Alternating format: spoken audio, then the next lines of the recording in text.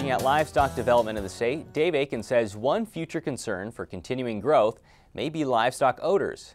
We talked with Dave Wednesday about the past and present issues and why livestock development is a concern in Nebraska. Well, there's an emerging interest in rural revitalization in Nebraska, trying to see what we can do to give the rural economy a boost.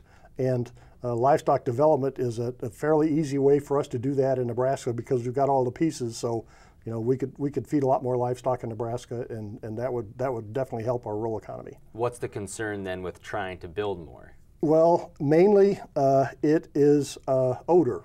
It's economics is obviously important, and right now we've got high grain prices, and so that makes it tough. But in the long run, people are concerned about having very large livestock facilities close to them and it interfering with their life, with their homestead and all that. What's the zoning requirements now?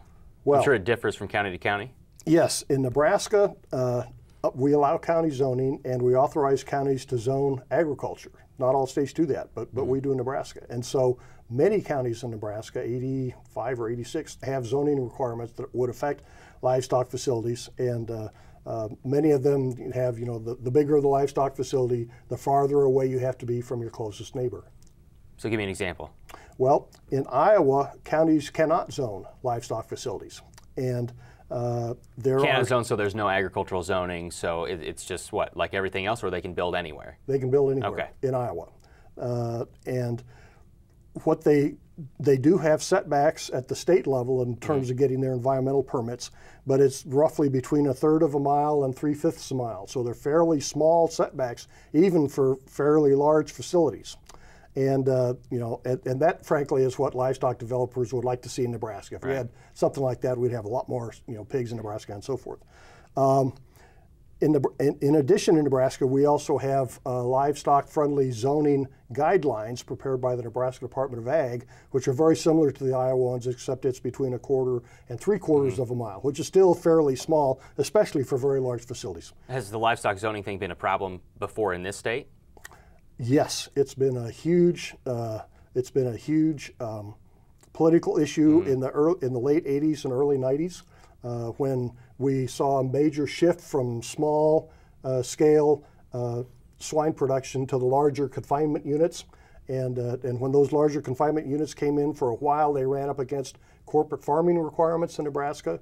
And then when the corporate farming requirements were overruled in federal court, they then ran up against county zoning requirements. And so this has been kind of I've sometimes referred to it as kind of a rural civil war in Nebraska. There are livestock-friendly counties in Nebraska. You said livestock-friendly before. Is there a correlation here or a difference? Yes. We have 21 counties that have been approved by the Nebraska Department of Ag as being livestock-friendly. That means that they feel that their zoning requirements don't discriminate against new livestock facilities and stuff like that.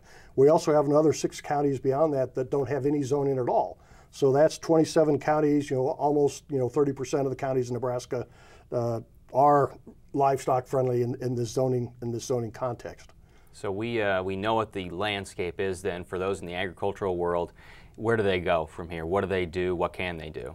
Well, we've had this discussion in the early 2000s, 2002 and 2003, when there was an attempt to try to basically roll back the county zoning requirements. The people that wanted to do that lost, despite a lot of political support.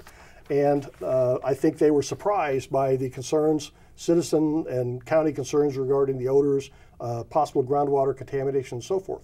So if we're going to try this again, I think that these issues need to be part of the discussion. You can find more information on this issue in a recent Cornhusker Economics article on the UNL Ag Econ website.